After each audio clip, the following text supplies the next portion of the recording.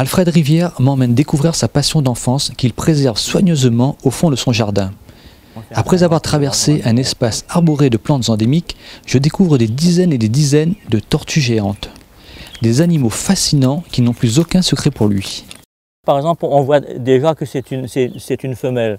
Non pas qu'on ait regardé la queue ou du moins le plastron pour voir s'il était incurvé ou pas, mais déjà ce côté poncé là, si vous voulez, les mâles sont toujours en train de grimper sur les tortues et c'est les pattes des mâles qui finissent par donner, ce sont l'effet d'une multitude de caresses, si je puis dire, quoi, qui finit par donner ce ponçage là à la carapace de la tortue. En hiver, les tortues préfèrent être dans l'eau. L'eau est moins froide. Et ma foi, c'est aussi des animaux qui perçoivent le temps qui fera demain. Alfred possède le plus grand élevage de la Réunion. Dans ses allées cohabitent tortues terrestres et aquatiques. Ben là, ici, ce sont des radiata, enfin, la tortue étoilée de Madagascar, quoi, le sud malgache, quoi. Ben, c'est des tortues dites de Floride, quoi, hein, avec les tempes rouges, les tempes jaunes.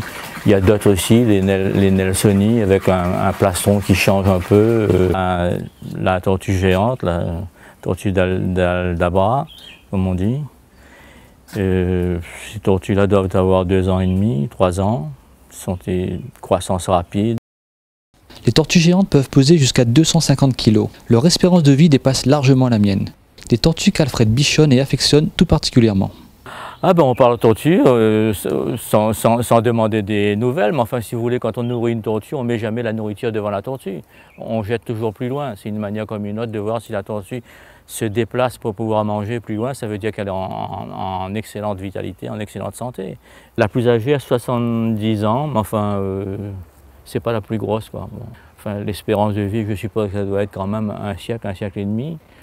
Son jardin secret, Alfred rêve de le partager avec le plus grand nombre, et notamment les scolaires. Il a pour cela suivi une formation qualifiante et démarré les travaux d'aménagement. Il faut savoir que bon, ben, ce sont des animaux qui grossissent énormément et qu'il faut vraiment tout un attirail pour les garder. Et pour pouvoir garder ces tortues-là, c'était d'ouvrir un parc et, ma foi, acquérir une capacité pour montrer au public et bon, ben, faire en sorte que le public vienne. Il y aura peut-être l'une ou l'autre, il y aura une petite boutique, une petite restauration rapide, enfin, autant de choses qui vont plaire aux enfants et aux parents aussi d'ailleurs. D'ici quelques mois, j'espère revenir voir Alfred couper le ruban du premier parc de tortues géantes de la Réunion.